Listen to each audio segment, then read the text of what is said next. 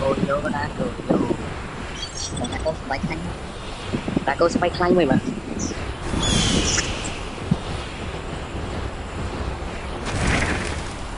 lặt muôi quay lặt muôi ra cô spike thanh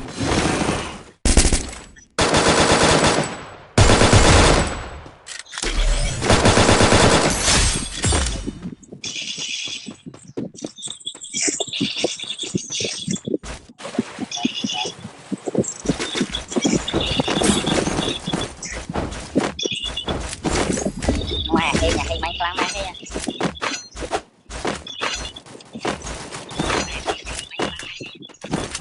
đọc bật từ ngoài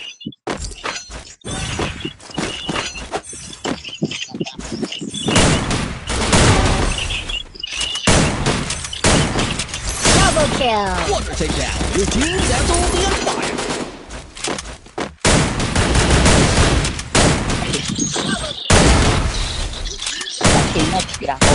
triple kill anh đứa chứ anh đứa nhiệt lên đi phải to rồi sau khi màu hơi này tôi phải tiếp tục phải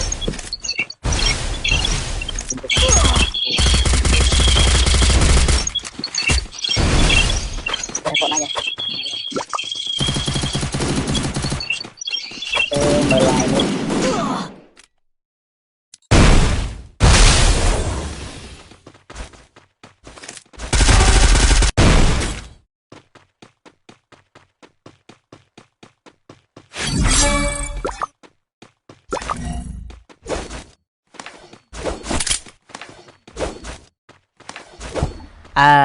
vậy tại đâu đợi mai mày no.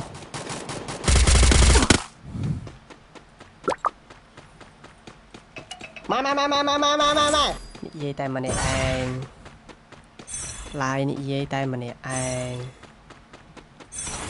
lịch bạc mày lại bạc mic lịch bạc mày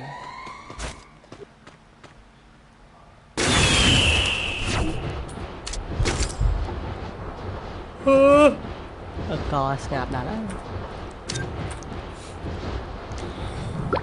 là vậy ông đi mày dép với bão mày nữa nhầm dép với bão mày này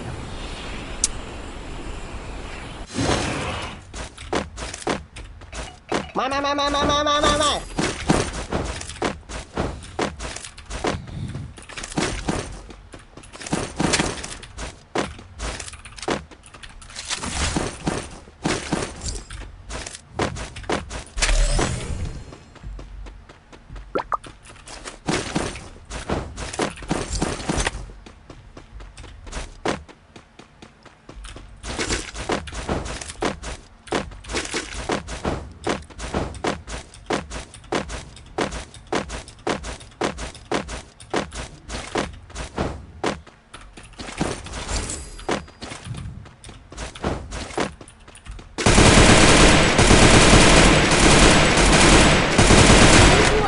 One team's gone. Looks like their flames snuffed out. Team đừng ai team đư team đư ra cô team này team đư ra cô bay ra team ơi này chung kia này top say kia này đã có mà anh à cái máy banh mình nói mình tụi chuiในsân mình nói anh nên là đưa anh cho anh ประมาณ nó đã team mà lý nè team đưa ra cô nó pick mà nhớ là cô bay ra team bật chọc lo đi pa ca nhưng mà tiền nay kia rồi ta đưa nhầm sao ban chưa đưa nhầm rodan chưa thì đưa nhầm plate ngầm plate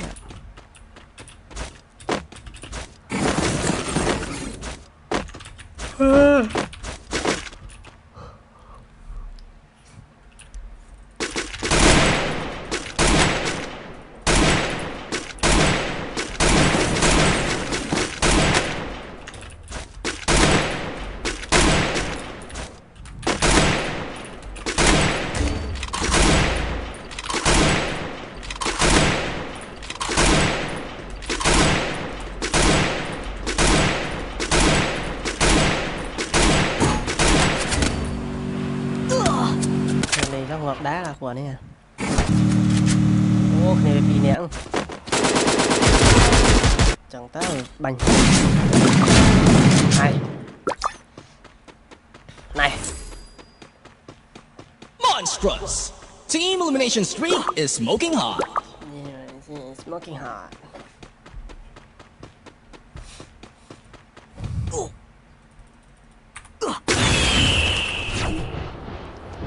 tao sao sợ Vinh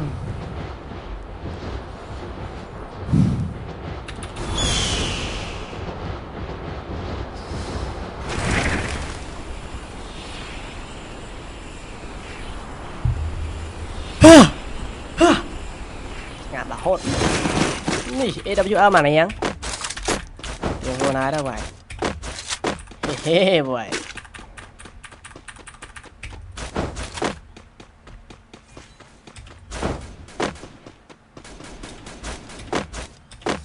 You feel the heat?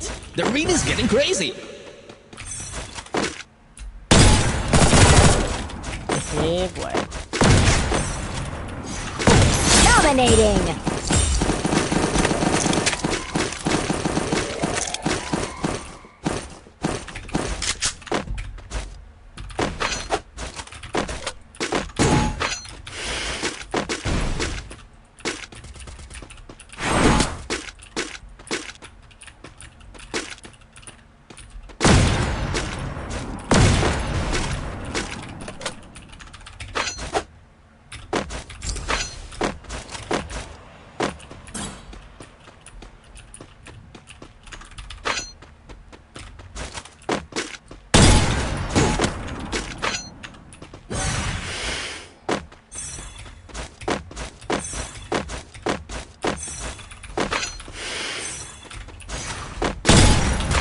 chơi rồi đây kia ba nhà nhà tận nắp ngốc mấy nè cho mình tin thì coi lại mình lên tiền tận nắp chứ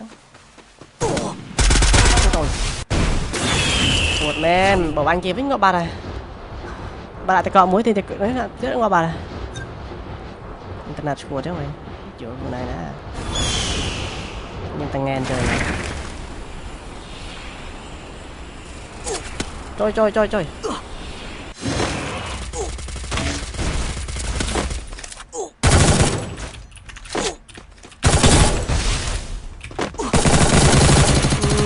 tà mày ai giờ ngọc tiền này ai da đưa tiền ai da đưa tiền của này chả đưa tiền vào này chùa cái bàn trà chưa đà cô à đang đưa đà cô chưa không tập bánh về anh ấy chả đưa tiền này chả mớ ba nhà mà xài trời ơi bạn ấy rồi lấy rồi thì bị đã thèm lừa rọt thì đó thèm lừa chặt giống HK đúng không rồi về Atana đâu đúng anh ta si ai thường thấy ba nhà ngó bạn đưa lại được nhỉ à con ra mới lại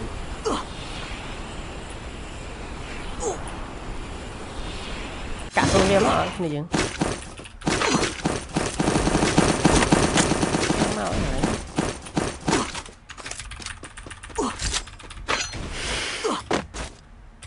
cả số nó lại bảy số sai kia này nè là đừng bành một tiết Flaming Glory Lake. Who's gonna bring home the trophy?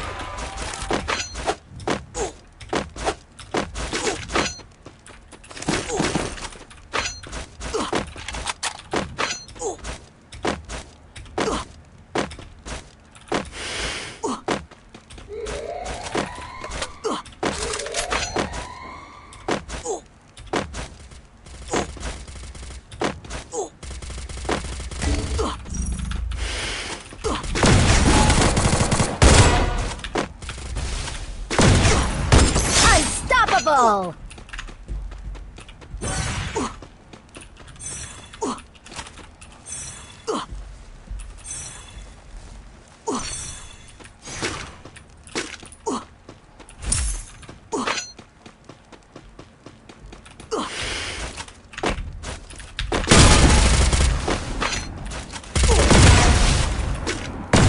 Rampage.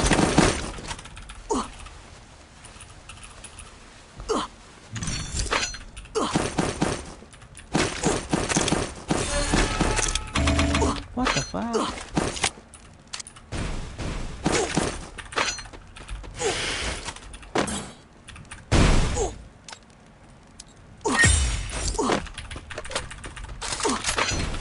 có người này cặp với nhau mà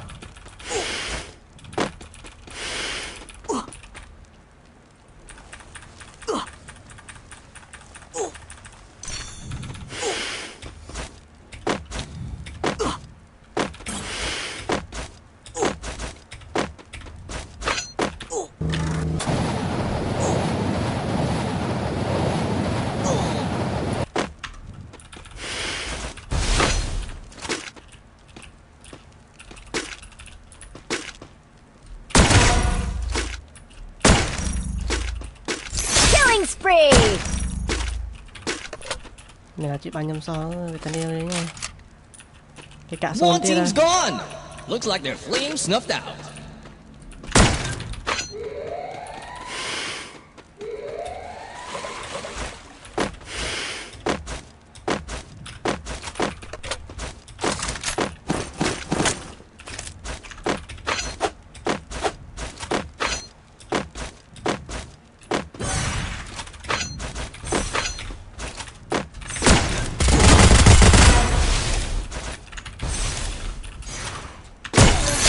Spree.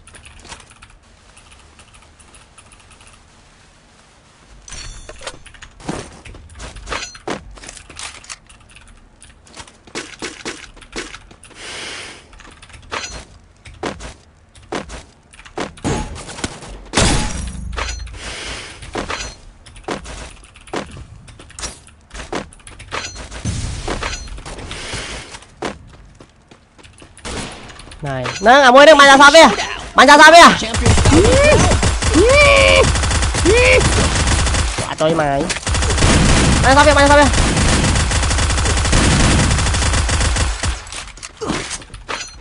à đấy à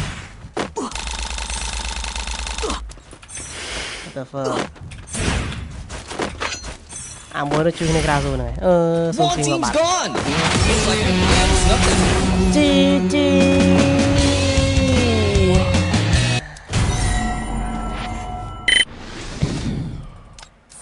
để chẳng sót